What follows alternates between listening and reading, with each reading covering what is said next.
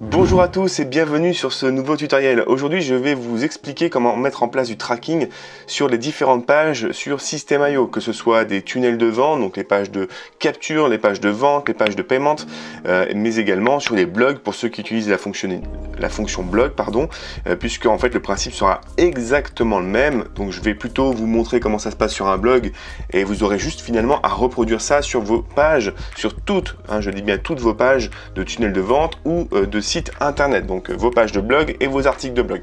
Donc le principe sera le même à chaque fois. En gros, on va devoir récupérer un script chez Google Analytics que l'on va coller sur nos pages System.io. Donc la première chose, les deux choses dont vous allez avoir besoin finalement, ce sont un compte Gmail, aucune carte bleue puisque Google Analytics est totalement gratuit, et évidemment un compte à System.io et au moins une page d'un tunnel ou d'un article de blog ou quelle que soit la page que vous voulez, sur laquelle vous voulez travailler, quelque chose qui existe déjà, sur laquelle vous allez pouvoir en fait coller votre script. Donc je vous invite à rejoindre ce site-là, analytics.google.com, et de cliquer sur ce lien. Ici, juste avant d'arriver ici, on va vous demander de vous enregistrer avec un compte Gmail, avec une adresse Gmail. Soit vous en avez déjà une, auquel cas vous l'utilisez, soit vous n'en avez pas et vous en créez une. Je vous invite vraiment à créer une adresse Gmail qui sera dédiée à ça pour, voilà, ça sera, moi c'est ce que j'ai fait, j'ai vraiment une adresse Gmail qui me sert qu'à l'analytics, mais qui héberge également mes sauvegardes de mon site WordPress, parce que moi j'ai un site WordPress, même si je m'intéresse vraiment au blogging sur System.io, qui est quand même intéressant pour les personnes qui n'ont vraiment pas le temps de créer un site WordPress et qui veulent simplement avoir une présence sur Internet. Donc une fois que vous êtes logué finalement, que vous avez créé votre Gmail ou que vous vous êtes logué avec votre adresse Gmail, vous allez arriver ici. Auparavant, Google vous aura peut-être posé une petite question. Moi, c'est ce qui m'est arrivé. Je marquais pas maintenant, il me semble, et je suis arrivé ici. Donc, la première chose que vous allez devoir faire, c'est cliquer sur le petit bouton commencer les mesures, donc les mesures d'analyse de votre site. Ici, il vous demande un nom de compte obligatoire. Donc, moi, clairement, je mets le nom de mon entité, enfin on va dire de mon branding, mon image de marque. Si vous faites du branding personnel, moi j'en ai deux. Bon, je vais plutôt me baser là-dessus d'un point de vue général, et après, je serai un peu plus précis dans les questions qui viennent. Donc vous cliquez sur suivant, ici il n'y a pas besoin de cocher autre chose. Voilà, ici il vous demande de créer une propriété pour Google Analytics pour mesurer les données sur votre site web ou vos applications. Donc en fait vous pouvez avec Google Analytics soit analyser des données sur un site web, ou si vous développez des applications, analyser donc les applications sur iOS ou Android. Donc ici le nom de la propriété, moi c'est ici que je vais mettre le nom de mon site internet, celui par exemple que je créerai sur System.io. Voilà, on va changer ça. Alors moi je le change parce que clairement mon audience elle est pas aux États-Unis, et hop, on remet ça en euros. On fait suivant. Ici, il vous demande quelques petites questions, votre secteur. Bon, on va marquer autre, voilà. Vous n'êtes même pas obligé de le saisir, ça, en fait. La taille de l'entreprise, bon, de 1 à 10. Voilà, je suis peut-être un peu schizo. Peut-être plusieurs en moi. Donc, on fait donc créer ici pour avoir les conditions générales de vente qui s'affichent en anglais. Donc, j'accepte.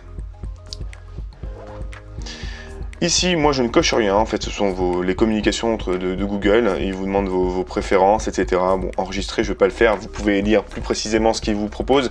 Moi, c'est vraiment une boîte mail que j'ai créée spécifiquement pour ça, pour pouvoir faire le test aujourd'hui. Donc, vous arrivez ici, on a déjà presque terminé. Donc, c'est très rapide. Là, comme je vous l'ai dit tout à l'heure, vous pouvez donc soit superviser un site web, soit une application que vous avez développée pour Android ou pour iOS ou pour les deux. Vous pouvez même faire pour les trois, évidemment. Nous, on va se concentrer sur un site web. On clique ici, il nous demande donc de renseigner l'adresse du site web en question. Donc vous mettez votre nom de domaine, ou alors vous mettez l'adresse du site hébergé sur System.io. Si c'est votre nom.system.io, vous mettez ça évidemment, .fr. Mon site web, je vais marquer, voilà, site web, je vais marquer même reverse business, voilà. Ça, c'est le site web, c'est le nom du flux qui va être dédié à ça. Si vous aviez une application, si vous aviez autre chose, je sais pas moi, par exemple un slash shopping, vous auriez pu mettre nom du flux shopping. Voilà, c'est vous qui déterminez ça. C'est vraiment derrière pour vous y retrouver quand vous aurez peut-être plusieurs sites à analyser. On crée un flux. Alors ici, vous pouvez choisir le type de mesure que vous voulez mettre ou pas en les décochant. Donc évidemment, les pages vues, ça paraît évident, mais vous pouvez également avoir d'autres informations que vous pouvez enlever. Moi, je vous invite vraiment à tout laisser. Créer un flux. Et là, on va arriver sur la page qui nous intéresse tant. Hop là. Alors il vous dit qu'il y a un ID de mesure qui existe, le voici. Alors ça c'est clairement quelque chose que l'on va renseigner notamment sur le plugin KitSite sur WordPress, pardon, qui est un plugin donc qui permet finalement d'avoir un petit résumé, un petit dashboard, mais vraiment très sommaire des résultats d'analyse de votre site. Et pour avoir plus de détails, dans tous les cas, vous êtes obligé de venir sur Google Analytics ou de prendre des plugins premium sur WordPress, mais clairement quand on peut avoir l'info gratuitement sur un site, voilà, moi je préfère clairement venir de temps en temps sur Analytics, aller un peu plus loin dans l'analyse de mes différentes pages de mes différents sites. Donc ça, c'est plutôt pour le plugin en fait, hein, c'est quelque chose qui est demandé dans le plugin. Voilà, ce qui va nous intéresser se trouve ici, donc le Global Site Tag. Donc en fait, c'est la petite balise en Java qui est ici. Hop, et il suffit de récupérer ce script. Alors, il vous dit copier le global site tag dans la section head de votre code HTML. Donc, c'est dans l'entête, le header. Ok, donc ça, c'est important parce que dans System.io, il va falloir que vous déterminiez si vous voulez mettre le code dans le header, donc dans l'entête, ou dans le footer, le pied de page. Donc là, il nous dit bien dans le header. Donc, on va faire ça. On va se rendre tout de suite sur System.io. Donc, vous faites bien un copier et vous allez aller sur System.io. Alors, là, pour l'exemple, je vais vous montrer rapidement un petit tunnel que j'ai créé rapidement pour YouTube. J'ai dû l'utiliser une ou deux fois, je crois, sur mes différentes vidéos. Donc déjà je voulais vous montrer les statistiques que l'on a grâce à System.io qui sont déjà intéressantes. Bon, comme je l'ai dit, il y a vraiment pas beaucoup de données, mais c'est pas grave, elles sont parfaites pour illustrer finalement les résultats que vous avez déjà avec System.io. Elles sont simples, mais elles ont le mérite d'être là et déjà d'être très intéressantes. On voit qu'ici j'ai eu sur les 6 clics, hein, les 6 pages vues, finalement ce sont des clics, c'est des personnes qui ont cliqué sur mon lien. J'ai eu quand même 4 inscrits à cette page, donc elle convertit bien. C'est vraiment une petite page de capture qui offre des e-books, et donc j'ai 67% de taux de conversion. Ok, et derrière je vois que les 4 inscrits forcément ont été redirigés vers la page de remerciement. Là il me dit 0% de taux de conversion, ce qui n'est pas normal puisque je n'ai aucun clic à réaliser sur la page de remerciement. Il n'y a pas d'enregistrement surtout sur la page de remerciement, pardon, c'est pas une histoire de lien. En revanche, vous ne pouvez pas voir le taux de rétention, donc le temps qu'une personne est restée sur votre page, par exemple. Alors là, clairement, pour une page de capture, c'est pas forcément le plus intéressant. Ce sera plus intéressant pour un tunnel de vente ou pour une page d'un blog ou d'un article de blog. Vous n'avez pas non plus le taux de rebond, c'est-à-dire le nombre de personnes qui sont arrivées sur cette page et qui sont parties aussitôt, quasiment, dans quelques secondes. Donc ça, le taux de rebond, on veut qu'il soit le plus bas possible. Si les gens partent rapidement, ça veut dire que votre contenu n'est pas assez accrocheur.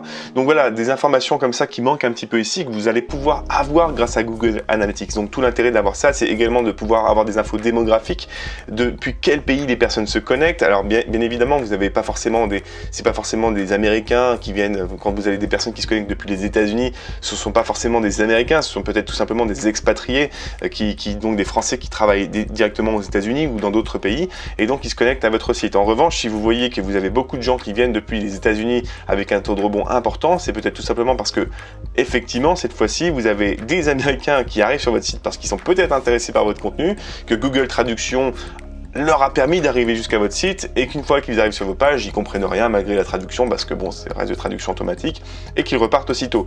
Et donc peut-être pour vous, vous levez peut-être aussi un intérêt sur sur un pays, sur une nouvelle zone de chalandise finalement que vous pourriez cibler.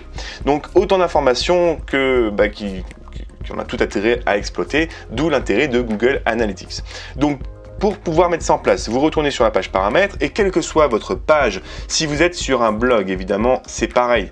Je vous montre sur un blog, vous cliquez sur votre blog en question, et quand vous arrivez ici sur l'une de vos pages, vous allez sur la page et vous cliquez sur modifier, la baguette magique.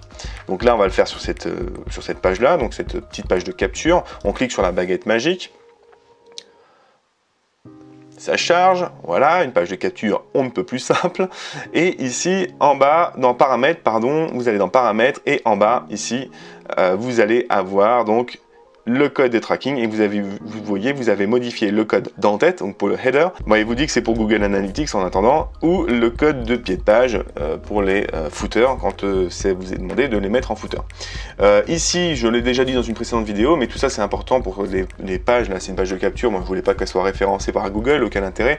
Mais quand vous faites des pages de vente vraiment que vous comptez laisser sur le long terme, pensez bien à mettre en place le référencement naturel. Pour ça, j'ai fait une autre vidéo. Vous pouvez aussi les voir sur ma chaîne YouTube. Donc ici, vous cliquez sur modifier le code d'en-tête. Si vous avez déjà un bout de code qui est en place, vous allez à la ligne et vous faites tout simplement un clic droit et vous collez. Voilà, on enregistre.